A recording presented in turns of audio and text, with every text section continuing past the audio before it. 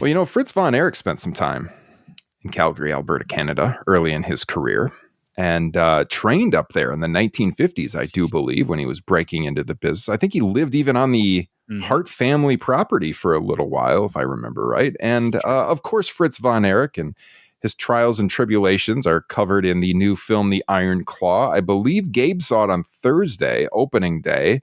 Jesse, you saw it Friday afternoon last week. And then Justin and I went together on Friday night. So Justin and I have kind of talked about our thoughts. Not totally clear on what the rest of you think about this. Jesse, there's been a little bit of a text, and we're just going to kind of dive into what we thought of the film, kind of maybe grade it even, what we liked the most, some of the changes that we didn't like. And then from Gabe's perspective, how that atmosphere from Dallas actually translated in the film. And Gabe, I'll just throw it to you first of all. I mean, in general, what did you think of the movie? If you had to give it a grade on the old A through F scale, how would you rate The Iron Claw? All right, couple of things, just as a disclaimer. Obviously, I'm going to be a little biased because that's my first love, right? When you're 8 years old, 9 years old, the first time you watch wrestling, it's always going to have a place in your heart. But as a movie watcher, as a movie goer, and I know you guys talked about it with The Wrestler, A24, their style of movies, smaller budget, independent type of a movie. I thought the acting was fantastic. I know we're going to get into it. I know the timelines are off. I know there were some people that were missing. I know it wasn't a movie made for wrestling fans. It was a movie that had wrestling in it. So I know that's going to be a topic tonight.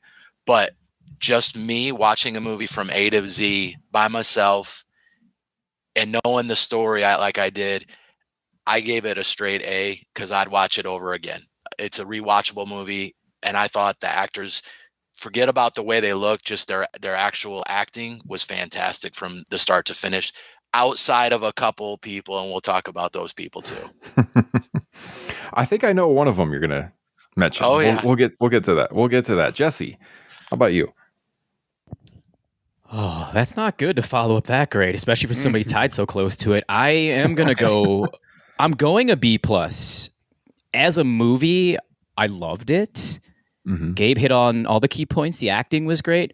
For me, being a humongous wrestling fan and knowing not as much as you in the backstory, but enough that I can hold my own and carry a conversation, that was really the only nitpick that I have about it, was just to kind of just appease the wrestling historians that have the knowledge of the story itself. But I mean, there was a couple of scenes, specifically one towards the tail end of the movie, that had me absolutely bawling. We'll probably get to that later, but I want to get to Justin's grade as well, and Ryan's too. All right, Mr. Joint.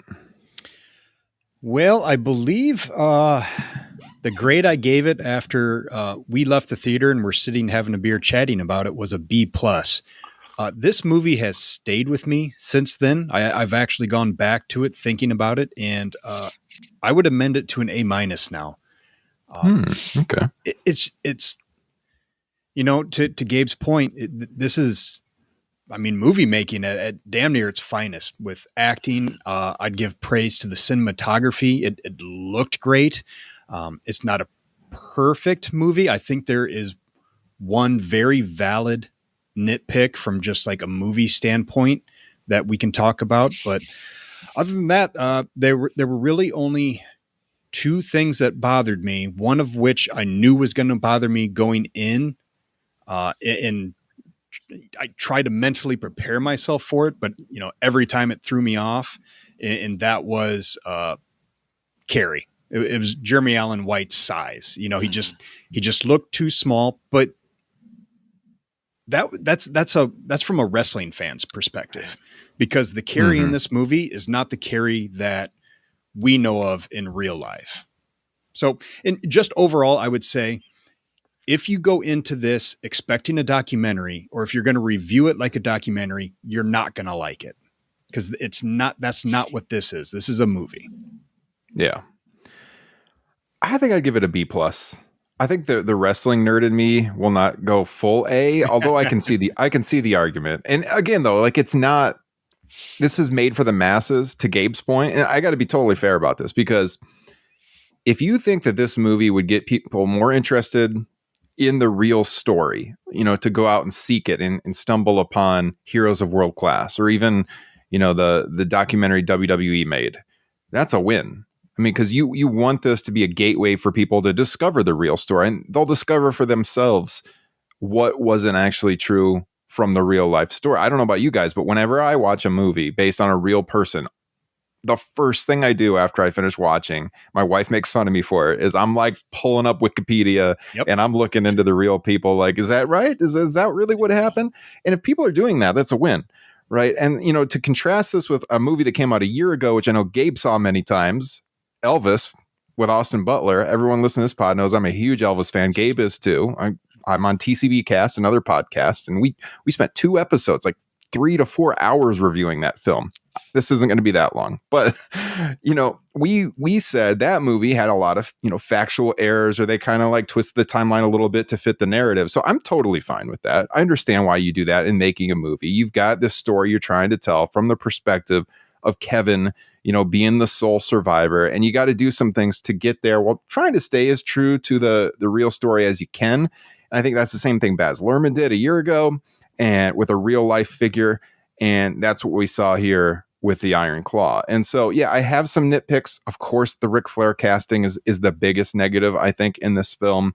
To Justin's point about Jeremy Allen White, who, I'm a huge fan of The Bear. Love him as an actor. Same. If you know the real Kerry Von Erich, it's going to bother you a little bit, because the real Kerry Von Erich was a tall dude that was super muscular. I mean, honestly, Zac Efron was more. You watch it, it's like he should have been Kerry. The way he's built in this movie, because that's not what Kevin was more like lean and fit, and Zac Efron is stacked in this movie. Like he looks like Kerry, and they wanted the big star to be the main character, which is Kevin throughout. So I understand that. But like from a look perspective, he would have fit Kerry better. And it is a little hard to get over like the height thing. And he's jacked, but not jacked enough to be Kerry Von Erich. But that's, again, if you're not a hardcore wrestling fan, that's not going to bother you. So I can't fault it too much for that. And how do you guys feel about the fact that Chris wasn't actually a character? Look, this Von Erich story is too tragic for Hollywood. They had to cut out an entire brother and his death. He doesn't even show up in that closing scene with all the brothers in the afterlife, or almost all the brothers in the afterlife. Did that bother you at all that Chris isn't a character, Gabe?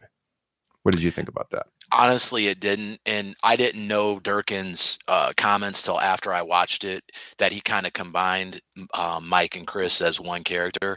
And to be honest with you, the one thing he did say, which really hit me, was to have one more death in a movie about death, a lot of deaths, was like too much. And so I will forgive him for not putting Chris in for that part of it. But I understand where wrestling fans and fans of the family and even other wrestlers have commented, like, Chris was part of that family. Now I'm going to say this too. Chris loved wrestling, wanted to be Kerry.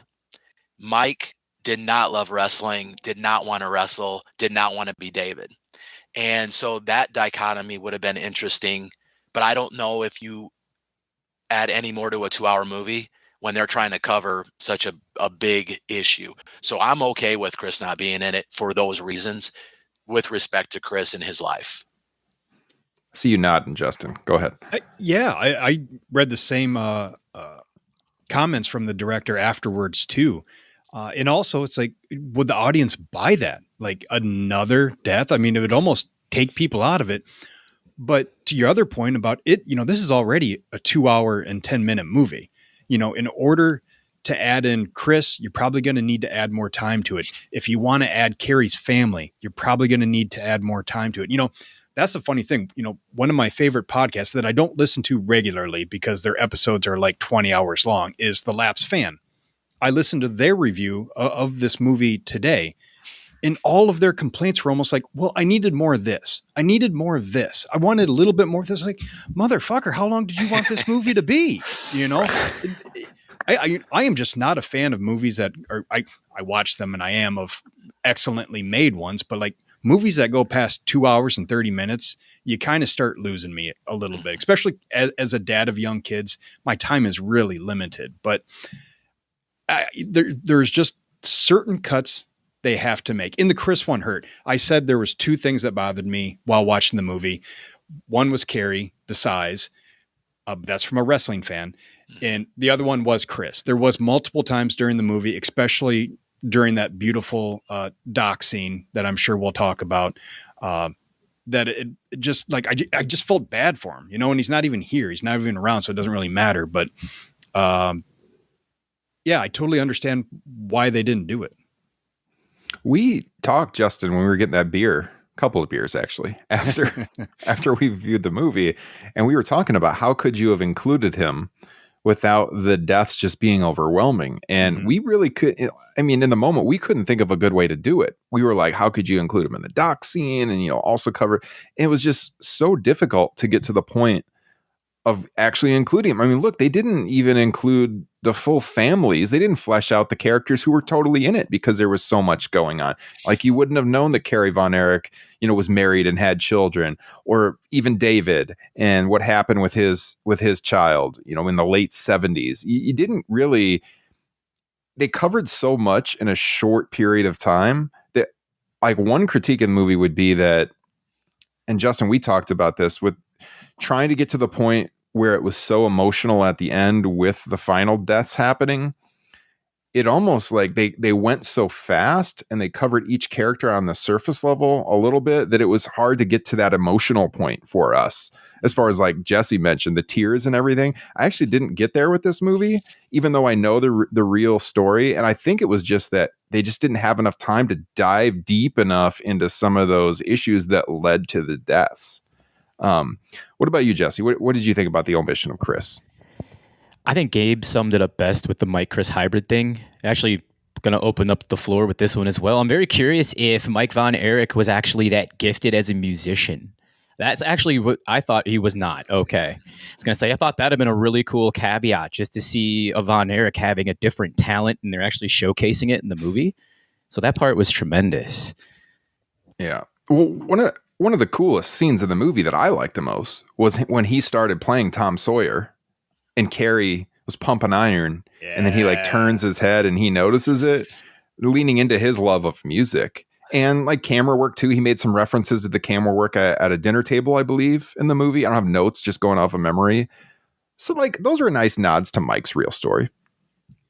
There's just, for time wise, the important part of this movie was they had to drive home how close these guys were, that how important their brotherhood was. So you needed to spend as much time on that as possible. And to to our earlier point about the acting, man, those guys did a fantastic job. And I know Zac Efron's been getting a lot of love. Frankly, I think he should probably be nominated for a Best Actor.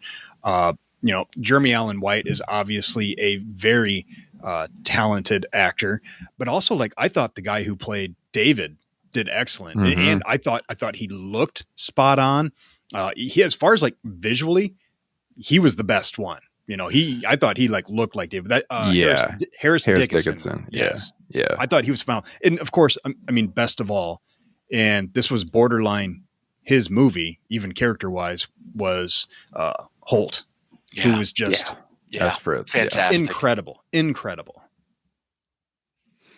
Yeah, what did you think of the depiction of Fritz from everything you know about the story, Gabe? Because I thought it was pretty spot on. Like the story about I have my favorite sons, that's all true. Like they grew up knowing that. Yeah, no, 100%. I thought he did an awesome job as an actor portraying his character, but kind of just being there.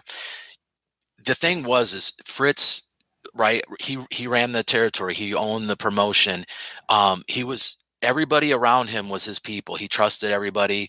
And we'll get into some other stuff. I don't want to get too far off the movie, but he owned the media, right? He was giving them huge, like forget the ESPN stuff.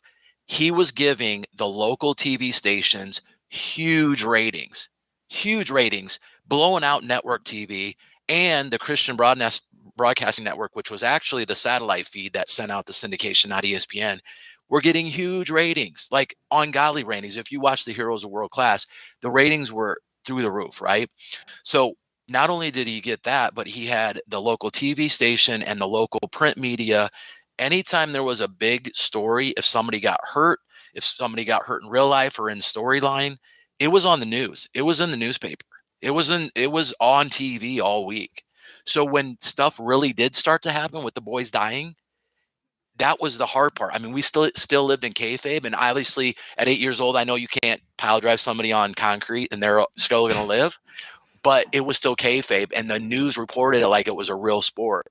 So the guy that he portrayed was truly Fritz. He believed in his heart, and the little thing with Kevin and his Pam with the wife, him saying it's entertainment and you got to work your way up just like any business. That's truly what it was. It wasn't about entertainment and sports entertainment. It was like giving this audience what they want. I thought he did awesome. Yeah. Jesse. Yeah. All right. 45-second dive into kind of where the empath in me comes out, because with minus the tragic stuff with all of the deaths, the Von Erich family in a way kind of reminds me of my father and myself and my 3 younger brothers. My father lived vicariously a lot through us, our accomplishments, and us wanting to do some of the things that he never got the chance to accomplish. So when I see Fritz on screen doing the exact same thing, it hits home for me. I'll get to the big time emotional part with Kerry and the death towards the tail end. And then at the very end, they meet at the Rainbow with David, Mike, and Jackie. And right there, the empath in me was envisioning my brothers being gone and me meeting them for the first time since I perished. And it just absolutely, I think tears were like hitting my t-shirt at that point. So again, this movie really hit home with me. So I think the depiction as a movie was fantastic. And yes, Fritz did a phenomenal job, or the actor did, of portraying Mr. Von Erich in that aspect. Yeah, that scene and the scene where Kevin's watching his boys play football, that in particular was the most emotional I got during it. That scene was like, I was pretty close at that point in time. You're a fucking hollow human being if you don't feel something when those boys say we'll be your brothers.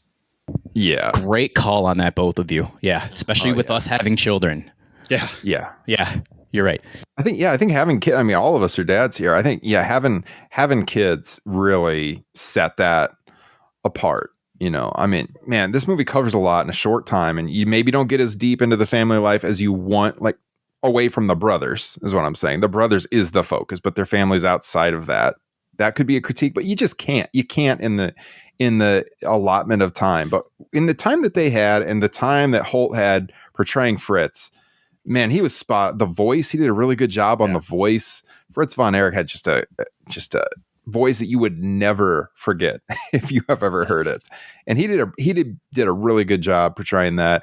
I thought that the way that he didn't, really take any responsibility for what was happening with his boys was great, and not literally great, but great in the movie.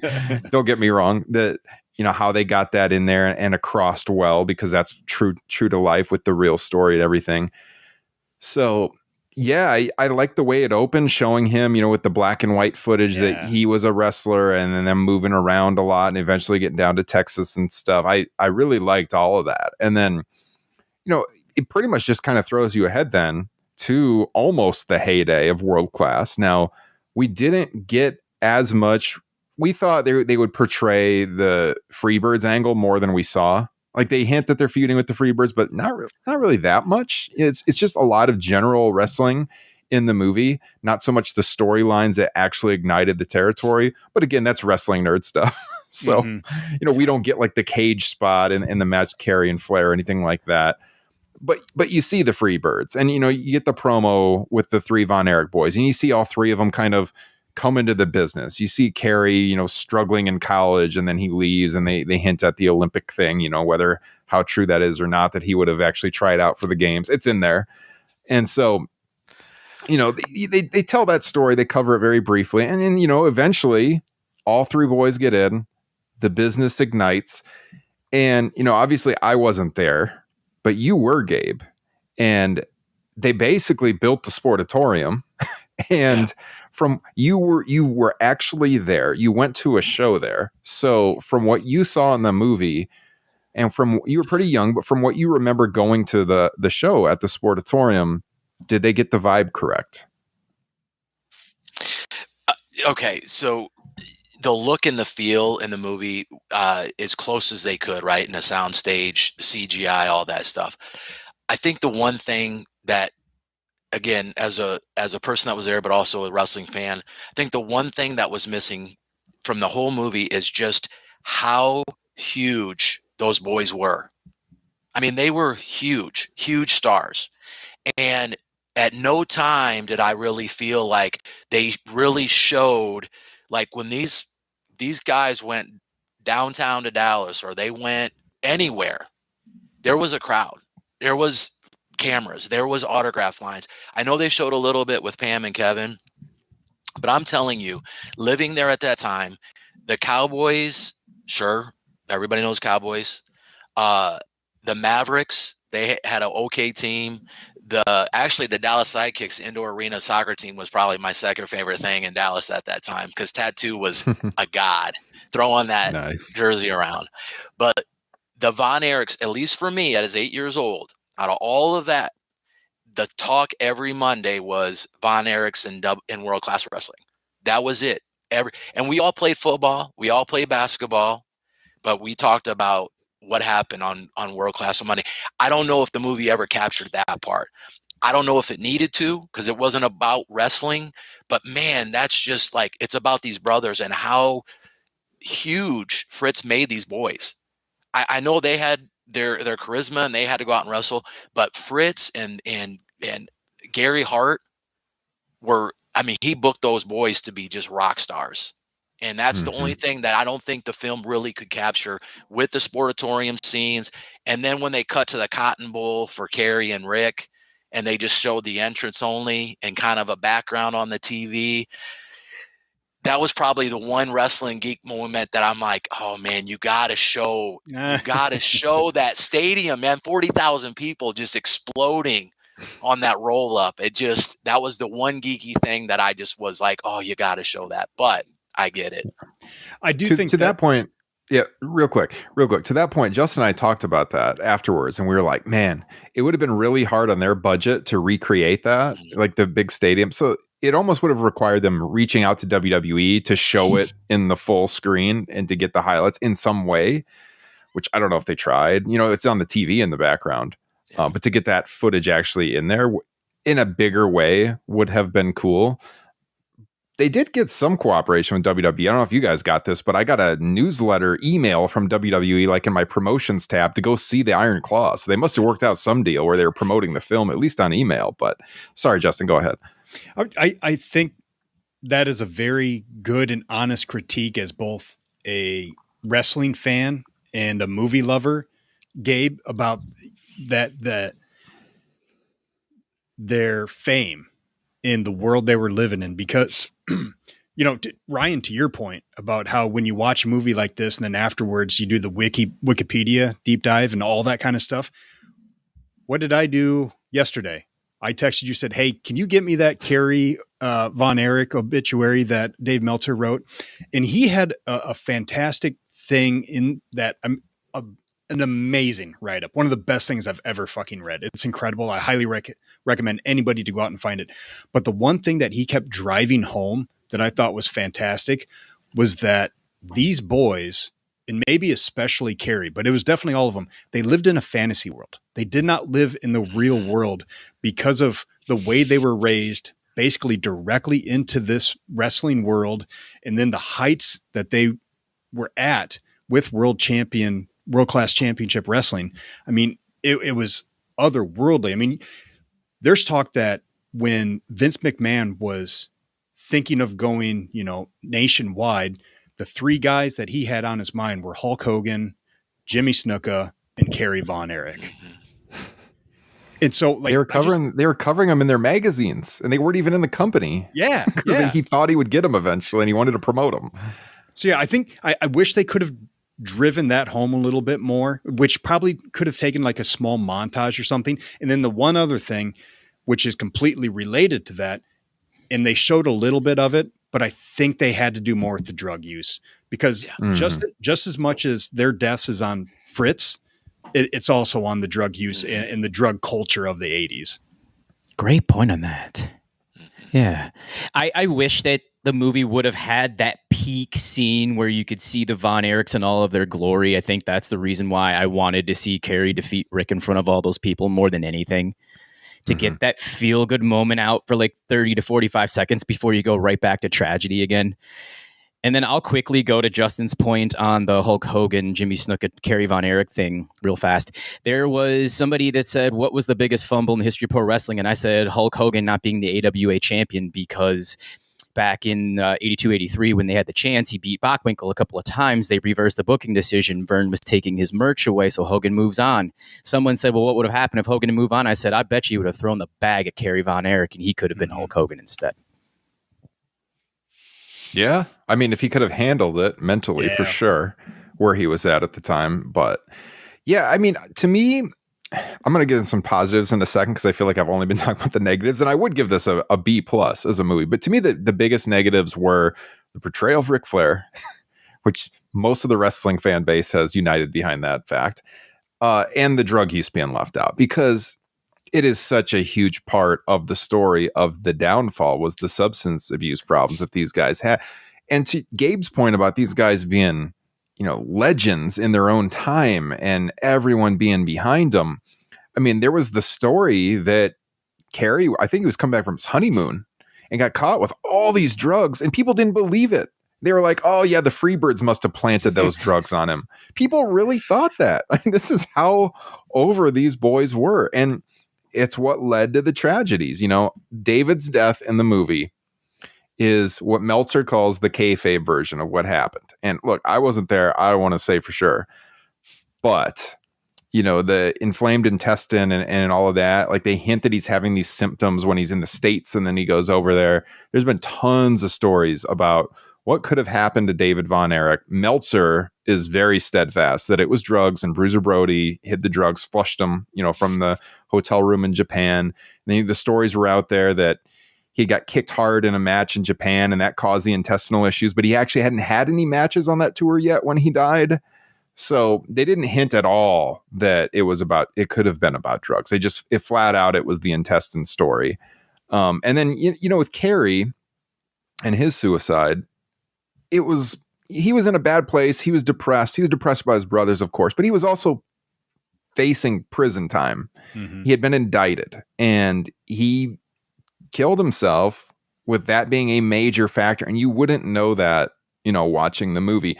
I did think that they at least showed it with Mike, and, they kind of combined, like Gabe said earlier, Chris and Mike's story a little bit, because you did get, although Mike had the injury when he was in Israel, when he had the toxic shock and stuff, they showed that injury happening at the Sportatorium.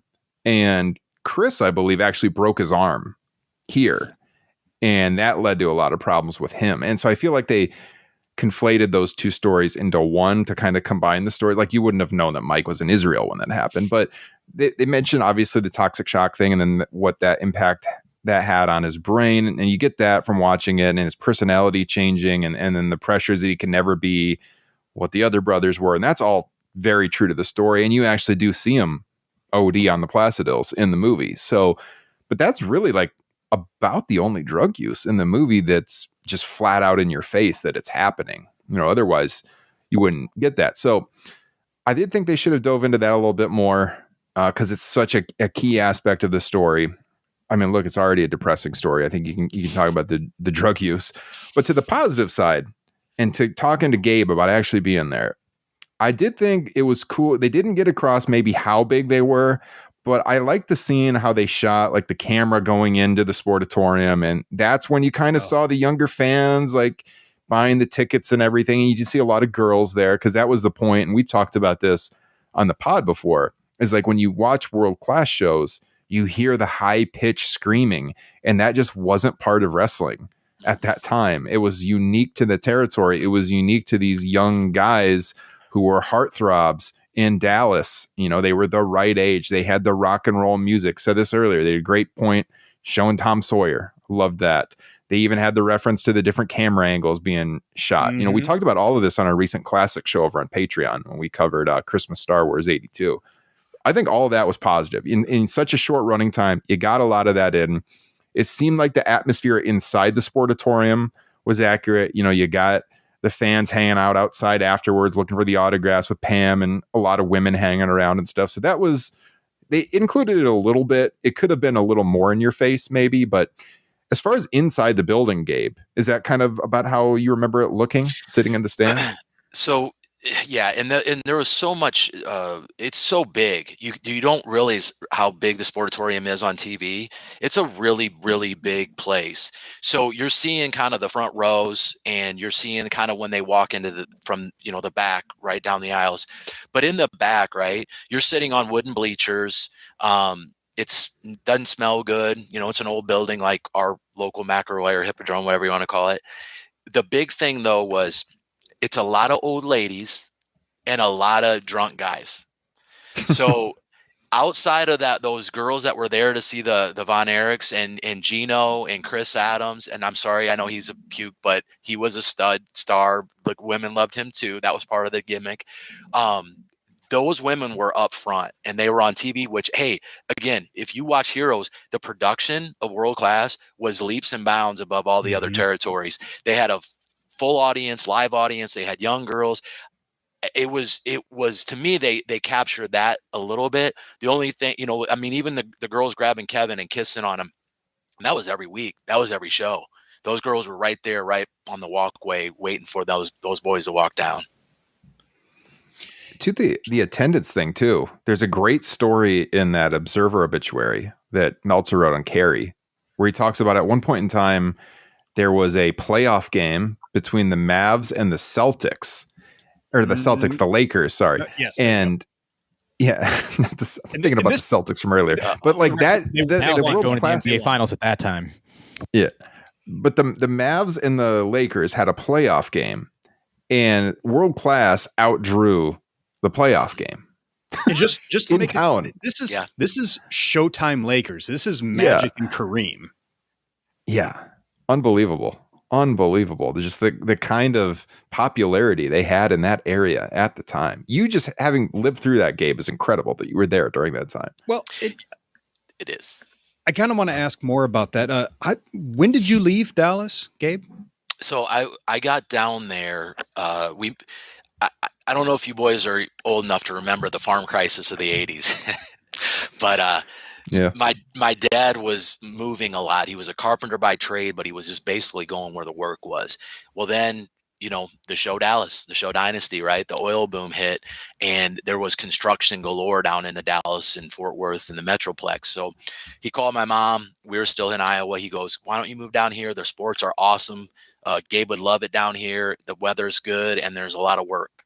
So my mom said, "All right, we'll give it a chance." So me, my sisters, we moved down there. My sisters don't remember it that well. They were really, really young. So 83, I moved down there. And then we finally, and again, this is real life. They started capping the oil rigs. The cocaine was running wild. And basically, after a couple of years, my mom said to my dad, like, "This is too much. I'm going to move back to Iowa. Like, we got family there. We got to go." So we ended up coming back about 2 years. So about 80. So literally mid 83 to mid 85, those 2 years, which is kind of where we're at. A little bit earlier, obviously, for the start of the Freebirds and Von Erichs, but I was right there to hit that part, the Gino, the feuds with Bruiser and Kamala and One Man Gang and all of those guys. So yeah, man, to think back that I was there at that time and now we're talking about it here in 2023 is pretty wild, to be honest with you. Well, because that was going to be my next question was about, do you have any memories or remember hearing about or feelings from when David died? Like, do you remember people talking about that or? Oh yeah. Well, first of all, they showed him all the time on TV even after he passed, and they would do these montages and these, splice, kind of like they do now. Kevin Dunn stuff with WWE. They'd splice these little montages of him wrestling with the boys, with the family. Yellow Rose, Texas playing in the background. So even after he passed, even at 8, 9 years old, you saw it all the time because it was just like people were still heartbroken. They couldn't get over that he passed, and then it kept going, right? So that was hard for a lot of us. And I would say a couple of things too, like the thing with the territory situation, and I don't want to get off the topic of the movie, but I just want to nitpick as a wrestling fan. I know Vince-isms and WWE revisionists and all that stuff. It was just bingo halls and 20 people in a bar, right? It wasn't, right? We know that. I'm talking to the choir here, but the thing was even with the territory system, what was awesome was, so I'm watching Dallas all the time, but guys are coming in and out. I mean, we're getting guys from Georgia. We're getting guys from AWA. We're getting guys from Harley Race in Missouri. We're getting guys in all the time. And to me, that's what was so fun is they would start these feuds, and then their run would end. They'd leave, and then all of a sudden, boom, somebody just shows up. And what it reminds me, and I don't know if you guys think about this, it reminds me of the best times of ECW. Paul could only get a guy for so long and only could pay him so much. But man, that dude would come in, make a huge splash, and then go on to something else. And I think that's what I miss about the territory days is that aspect of a guy coming in and out. You never got stale. You never got tired of a story because you were moving people and parts around all the time. Well said. That's why it just boggles the mind with these tribalists who like want to see AEW fail and stuff, who like, no, this is what we need just so we can get the guys jumping from promotion to promotion. That's good. That's good for wrestling. That's good for TV. Tell these tribalists to read between the lines. Gabe, I cut a YouTube short yesterday from the show we did 2 weeks ago, where we were talking about who should move from AEW to WWE and back and forth. And there was a point in there where I said Seth and Becky going to AEW would be great. It'd freshen them up. Like Seth and Becky have been around for a long time. They don't have to go there. They could get paid well, and it would make them fresh in a new way. And I made the case that Becky in particular doesn't have anything left to do in WWE. She's done it all. She's main event of WrestleMania. You should have seen these tribalists commenting on the videos on TikTok and Instagram and YouTube. Just what a moron this guy is. They would never leave WWE. Why would they go to this second-rate promotion? And it's like, who are you? Are you a wrestling fan or are you just a corporate WWE fan? Like, you don't want to see this kind of thing. I wasn't saying it would happen. I was saying that it would be good if it happened, because they would get freshened up and they can go back to WWE 3 years later or whatever. But that's what you need in wrestling to keep it hot. And that's what made that period so interesting. It's what even WWF, WCW, and you mentioned ECW, the fact that you had somewhere to jump. It's like, dude, these people in the comments, I guarantee you there's not a single wrestler that agrees with you. They all want multiple wrestling companies to thrive so they can get paid better and have options. I mean, I don't get these people at all. Don't know. I mean, I think maybe it's a function of just growing up and only watching 2000s wrestling when there was only 100%. One game in town for so long. 100%. They don't know. They just don't know. And they say foolish things. Foolish things, Jesse. Jesse was like, Drosty's getting dragged by some of these WWE stands in the comments. I'm like, yeah, whatever. Keep them commenting. It drives us up in the algorithm. No, it was so great about the territories. I'll keep this to 30 seconds. And Gabe's point, seeing all these guys going through Texas and Andre the Giant stepping into the world class in January 1 of 83 for 2 weeks, wins a battle royal, wrestles Bundy, and he's on his way. How cool is that? Just to see some major attraction come in for a month and then back to their home territory. We need stuff like that. That's why partnerships are such a good thing in pro wrestling too. Yeah. At the risk of going too long on the movie, I do think there are at least one more thing we should probably touch on. And I'm bringing it back to nitpicks, unfortunately. Movie wise, I thought the wigs were borderline pretty bad. I think just if they could have improved that department a little bit, and I will let you guys talk about this in a second, but obviously the big talking point, and it was mentioned before, was the Ric Flair performance. But I also think that is just from a wrestling fan, like everybody has a decent Ric Flair impersonation. But since we're kind of talking about the WWE right now, I was fucking horrified when right before the credits rolled, the first postscript we got was in 2009, the Von Erichs were inducted into the WWE Hall of Fame. Who the fuck gives a shit about the WWE Hall of Fame? What does that do for the Von Erichs? Not a goddamn thing. Everybody gets into that Hall of Fame. I can't believe they added that to the movie. We just watched fucking all these guys die and off themselves in this just horrible tragedy and curse of this family. And we're talking about a goddamn Hall of Fame. Get the fuck out of here with it. It was that email that Drosty got for marketing. That was why it was in there. If you include that line, we'll send out that email. Yeah. Hey, I want to say this too, Justin, from the review show on, and again, everybody get Patreon. It's so worth it. Okay. You made a comment about Flair's promo on the Star Wars show. Flair's promos in that era was not what we saw in the movie. They took the Flair that people know now in 2023. Flair's promos back then were business. I'm here to beat your champion, to beat your baby face, and I'm the best there is, and that's what I'm going to do. And it was similar to a Harley race promo. It was straight and it was to the point. It wasn't hollering and hooping. He did that over in Atlanta. He did that in Mid-Continent because he was the guy there. He was their favorite. But when he went on the road, he wasn't hooping and hollering. He was like, I'm here. I'm a businessman. I've got the belt. That's what you want. That's what I didn't like about not only the actor that portrayed him, but just it didn't fit the era. So that'd be my gripe about Flair, besides the fact he was bad. Mm-hmm. Well, and I had read somewhere that promo that they showed in the movie, they had just taken bits and pieces of kind of famous Flair promos. Maybe not the ones that we all know and love, but they definitely kind of picked and choose and just, amalgamated. That's not the right word, but, just smashed them all together into this one promo. Yeah. You didn't like MJF's Lance Von Erich wig, Justin? No, that was very bad. Luckily, he was only in the movie for 3 seconds. I was going to say, if you blinked, you missed it. He was in the movie for like 5 seconds. So... But he wasn't an executive producer, I believe, was his credit. I did not know that. Yeah. So that was, that's cool for him. But yeah, he was very brief in there. They didn't really cover who Lance was or that story or anything. No time for that. But I did think the wrestling scenes were really well done, wigs aside, for the most part. I thought the actors did a great job. I mean, if you're a wrestling fan, you can pick out who pretty much everyone is as they're working them. And I thought, those action shots were really cool. Some of the best we've ever seen in Hollywood.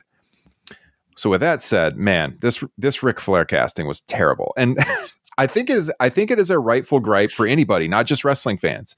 This is not a wrestling nerd nitpick because Ric Flair is pop culture. Everybody knows Ric Flair. They play the woo at NBA games and hockey games and football games and everywhere.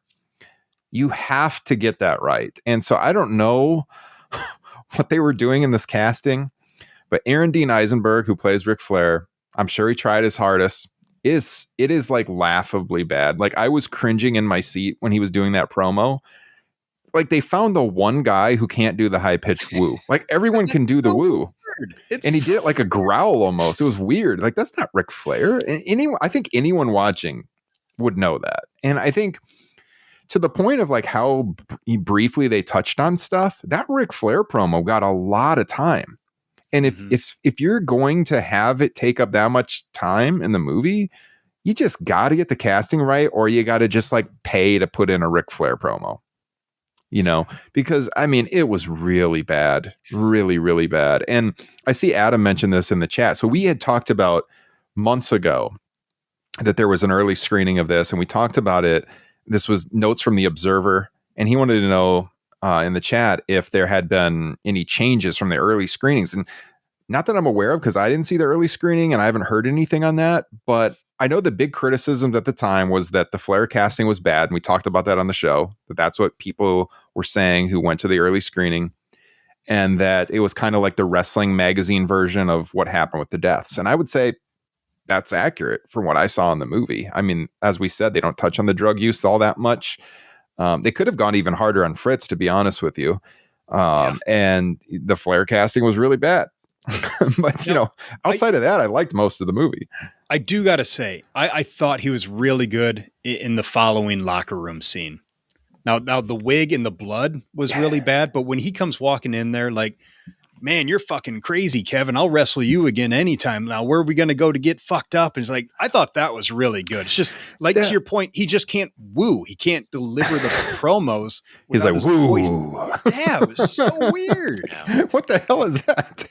But to your point, though, Justin, I think almost anyone could do the locker room scene. It was right. It was accurate for Flair, but like all four of us could have done that part. Like the Ric Flair promo, I couldn't be a viable Ric Flair on film. I can at least, I could do the woo better than that. But I mean, the locker room scene, I think, was easy to do, and that succeeded. And that's because I think the locker room scene was the writing. I think the writing was spot on in that scene. Although it was a little weird. So they go from, Kevin is smartening up Pam to, wrestling's not real. But then at other times it's almost portrayed like it is real. Mm-hmm. And like you have Flair saying, I'll give you a title shot anytime or something like that. I was like, that wouldn't be up to him. That's up to the promoters. Yeah. But yeah. Well, even Bruiser scene where he welcomes David, early on, like welcome to showbiz or welcome to the business. There was like those flashes and moments where they're like, all right, here's a peek behind the scene, but then they turn right around and then they would say, oh, but this is, is legit. So they're playing with that line a little bit kind of throughout the movie for sure. Yeah. Yeah. So yeah, I mean, all the criticisms of the Flair casting is right on. I can't imagine thinking that he did a good job. Unfortunately, I wish he would have done better. That was the only like cringe moment where I was like, "Ooh, this is not good."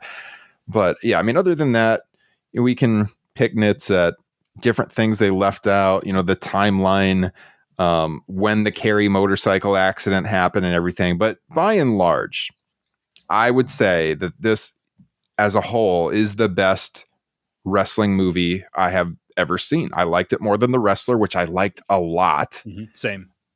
I thought they did a great job. I think everyone listening to this should go out and watch it because we want the box office numbers to be good so that they do another wrestling movie. I'd love to see a movie on the Hearts, for example. If they did another film on a wrestling family or something, man. And we know this is how it works. The Guerreros, yeah. I mean, don't make me cry even more than I just did at that theater. Justin. Yeah, don't. Jesse's like, I can't handle this. No, but like this is how it works. You do the good numbers, and they'll do more of them. So if you're listening to this, I think you'll enjoy it. You'll probably have the same criticisms that we have, but overall, I think the positives outweighed the criticisms. It does put you back in that moment in time, or give you the idea of what it would have been like. It gets you even more interested in the Von Erich story. I mean, to Justin's point, we had just prepped for doing Christmas Star Wars 82 on Classics over on the Patreon feed, which you guys should all check out. And still, after seeing the movie, Justin, you wanted that Kerry Von Erich obituary from Meltzer. You and Jesse were watching Heroes of World Class. And so the movie did its job. It got you even more interested in the story, even as big fans who know a lot of it, to dive even deeper. And if it did that for you, the general audience is going to want to do a little of the same, I think. So it's got to be considered a success. Closing comments from you guys at all? I would just say, no, I don't think Holt is going to get a nomination. There in our comments, he should. Like I said, him and Efron both should. But this has been a really strong movie year, and especially in the men's and women's, both best actor and supporting actors. They're really loaded this year. I'm going to keep my fingers crossed for a surprise because that can always happen. But I don't see it happening, unfortunately. Oh, and one more thing. While we're talking about Fritz and Holt, I want somebody to please give me an answer to why Holt has said in interviews that he was legally not allowed to talk to Kevin about his role. I have no idea. I've been looking into that a little bit, and I don't know. Did Kevin sell the rights to his story to somebody else or something? It's got to be that. I don't know what else it could possibly be. Yeah, I don't know. I don't know how the rights work with each family members and who sold the rights, to what. I don't know. I have no idea. I thought I heard something along those lines, but this is the Kevin Von Erich story, so I don't know what the answer to that would be. Have not heard. Jesse, any parting comments?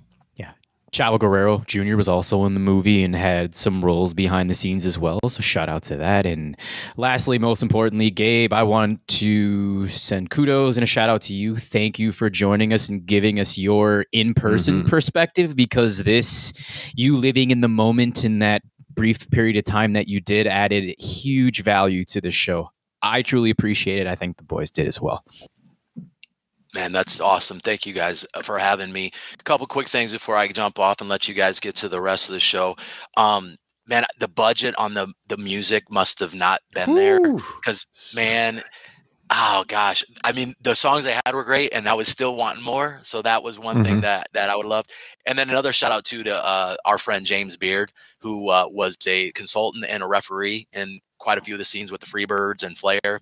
Great guy. He comes to Waterloo every year and helps out and referees some of the show. He gave me, not like directly, but he was giving people a little insight. And so I guess going in, I had a little more idea about some of the timeline issues and those type of things. And it was about a family, but James has known that family. He actually refereed in this Sportatorium back in the day. I know for sure with Global, maybe before that too, but great guy. Friend him on Facebook, follow him. He's just an awesome dude, loves wrestling, and is really cool with the fans. So I will jump off. Happy New Year to you guys. Keep up the great work. Love what you're doing. Everybody sign up for Patreon. We'll talk to y'all later. Appreciate it, Gabe. You're awesome. Gabe. Yeah. James Beard is a staple at the Tragos Thez Hall of Fame every summer. You'll see him around. And I spotted him instantly in those wrestling scenes as the referee in the ring for most of them. So that was cool to see as well. Yeah, it was great to have Gabe on. I hope all the listeners enjoyed that, because we thought that this would set our review apart from all the other reviews of this movie. He was there. I mean, he was there. You heard it in 83. That's when it hit, man. 83 was the year, and then into 84 as well. So great to have Gabe on. I'll really appreciate his support over the years. That's like saying you were fucking there in Madison Square Garden in like the late 80s, Yeah. For the Hogan stuff. That's the equivalent. Yeah. Super cool, man. Gabe's a great guy. So been a strong supporter of ours for a long time. Looking forward to seeing him in person soon again as well. You guys, AEW is still on the agenda. Let's get to it. That went a little longer than I thought. We could have gone longer. I mean, I had a list of some other items I was going to bring up, and I was like, man, we're an hour in. We got to get moving. But I mean, the gist of it is, you guys, you got to see the movie. Yeah. There's things that there's criticisms. No movie's perfect, but overall, in the time that they had, I thought they did a nice job with it. You can't listen to any reviews. Like I said at the very beginning, don't listen to any reviews where they're wanting more and more and more. And they're grading it on the curve of like, it's a documentary, cause you were talking about Elvis earlier, and I didn't even think about it until like days later, after we talked about the movie, but it's like when he sang Evil at that concert, it's like, well, he did not actually sing Evil. Trouble. Trouble. Sorry. Trouble at that concert. But like, because the song wasn't even out yet, but it made sense for the scene. It made sense for the movie in that moment. Like it was perfect. So it's like, sometimes you just got to mix things up for movies, because they're not documentaries. You got to tell the narrative and tie it all together. I have no problem with that kind of thing at all. That part doesn't bother me. It's not a documentary. They're staying pretty close to the real story. If you want the documentary, watch Heroes of World Class. It's awesome. That's the best documentary. And then if you want a secondary one, you can check out the WWE one too. But Heroes of World Class, I mean, that's the standard. So you guys can check that out. But yeah.